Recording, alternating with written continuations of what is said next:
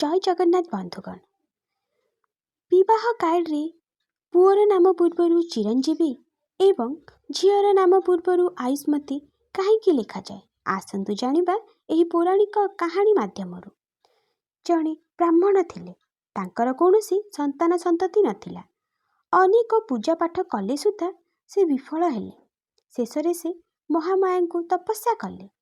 तांका तपस्या खुशी होई माता ब्राह्मण को वर मागिबा को कहले। ब्राह्मण कहले, माता मु संतानहीन, आउ कौन बा मागिबे? आमर पुत्र हेउ बोली माता को पुत्र मागिले। माता कहले, ठीक अछि, दुई प्रकार पुत्र अछि। प्रथम 10,000 वर्ष बंचिब किंतु एक महामूर्ख हब। द्वितीय 15 वर्ष बंचिब किंतु एक विद्वान हेब। तुमे कि प्रकार पुत्र चाहुच? ब्राह्मण कहले, माता मते द्वितीय पुत्र दियंतु। अल्पायु हेउ पछे सुपंडित हेउ, जनहितकर हेउ। माता कहले, तथास्तु। एतिके कही माता अंतर्ध्यान होइगले। किछि दिन परे ब्राह्मण महिला एक पुत्र संतान जन्म कले एवं ताकू लालन पालन कले। जन्म परे जो कर्मकांड हुए आदि समस्त संपादन कले। धीरे धीरे पुत्र एहीपरि समय 5 वर्ष बीतीगला। ब्राह्मण को कहले, 5 वर्ष बीतीगलानी, आम पुओ क्षणस्थायी। जो आखि गुड़िक तार बढ़िबार देखिछि, जो आखि गुड़िक तार छवि देखिछि, जो आखि ताकू गभीर भाव भल पाउछि, से आखि गुड़िक कौन पिलार मृत्यु देखिपारिब? जे कौनसी उपाय रे आम पुओ को रक्षा कर। ब्राह्मण तांको पुओकर उपयुक्त शिक्षा पई पाठ पढ़िबा पई तांको काशी को पठाई देले। दिन राति उभय तांको पुओ ठारू विच्छेद हेतु सबुबले दुखरे रहुथिले। धीरे धीरे समय बीतीगला। माँ को वरदान हेतु पुत्रटी अत्यंत विद्वान पंडित हेले। काशीरू अध्ययन करी तांकर गुण गारिमा चारिपटे खेलीगला। ब्राह्मण जातिर लोक माने तांको कन्या को विवाह करिबा पई ब्राह्मण को घर को आसुथांती। ब्राह्मण और ब्राह्मणी चिंता कले कि तांको पुत्रर विवाह करिबे। शेषरे से काशी जड़े व्यवसायी ब्राह्मण झील सहित तांको पुत्रंकर विवाह कले। झीलटी अत्यंत सुंदरी एवं धर्मपरायण थिला।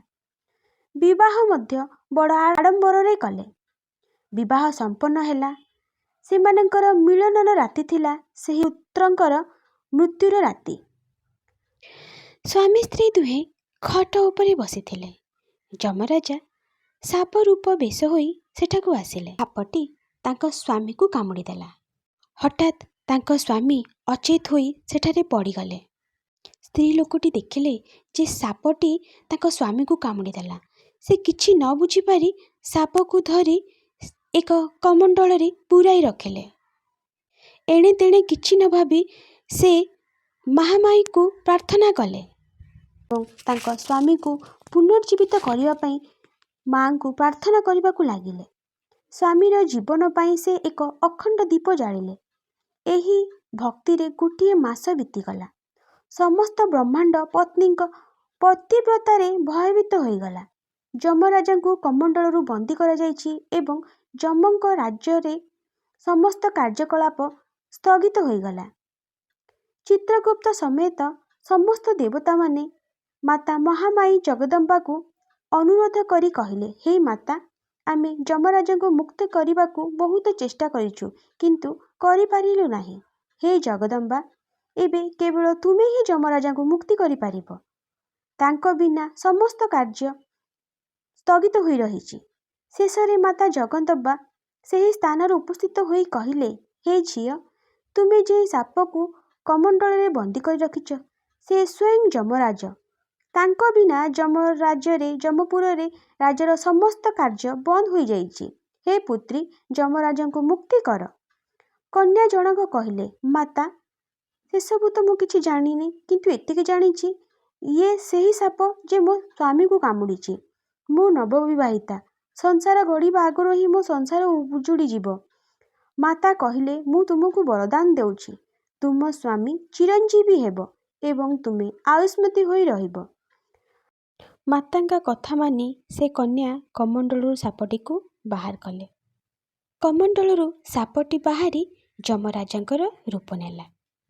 ଯମରାଜା ମହାମାଇ ଜଗଦମ୍ବାକୁ ପ୍ରଣାମ କଲେ ଏବଂ କନ୍ୟାଙ୍କ ସତୀତ୍ୱକୁ ସମ୍ମାନ ଜଣାଇଲେ। ମାତାଙ୍କ ଅନୁମତି ପରେ ଯମରାଜା ତାଙ୍କ ସ୍ୱାମୀଙ୍କ ଜୀବନ ଫେରାଇ ଆଣି ତାଙ୍କୁ ଚିରଞ୍ଜୀବୀ ବୋଲି ଡାକି ଦୀର୍ଘ ଜୀବନ ପ୍ରଦାନ କଲେ ଏବଂ କନ୍ୟାକୁ ଆୟୁଷ୍ମତୀ ଭବ କହିଲେ ଏବଂ କହିଲେ, ବିବାହ ପୂର୍ବରୁ ପୁତ୍ର ଏବଂ କନ୍ୟାଙ୍କ ନାମ ପୂର୍ବରୁ ଚିରଞ୍ଜୀବୀ ଓ ଆୟୁଷ୍ମତୀ କହିଲେ ସେମାନେ ଦୀର୍ଘାୟୁ ହେବେ ଏବଂ ମୋ ଆଶୀର୍ବାଦ ସର୍ବଦା ତାଙ୍କ ଉପରେ ରହିବ।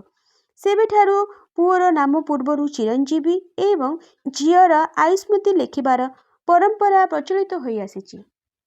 ତେବେ ବନ୍ଧୁଗଣ, ଯଦି ଭିଡ଼ିଓଟି ଭଲ ଲାଗିଛି ଭିଡ଼ିଓଟିକୁ ଲାଇକ୍ କରିବେ ଓ ଚ୍ୟାନେଲଟିକୁ ସବସ୍କ୍ରାଇବ୍ କରିବେ। ଜୟ ଜଗନ୍ନାଥ।